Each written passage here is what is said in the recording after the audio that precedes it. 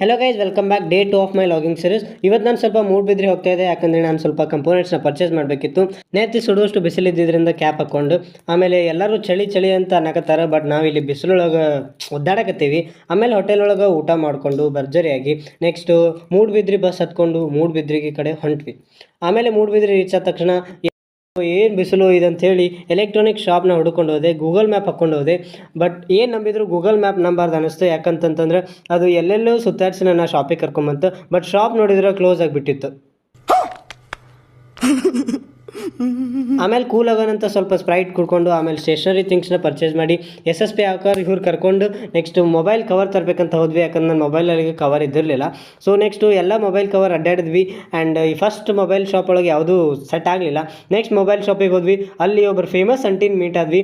ಅವ್ರು ಯಾರು ಅಂತ ಹೇಳ್ತೀನಿ ನೋಡ್ರಿ, ಇವರೇ.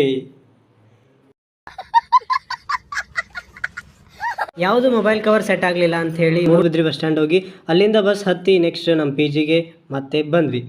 Okay guys, see you on next vlog. Bye.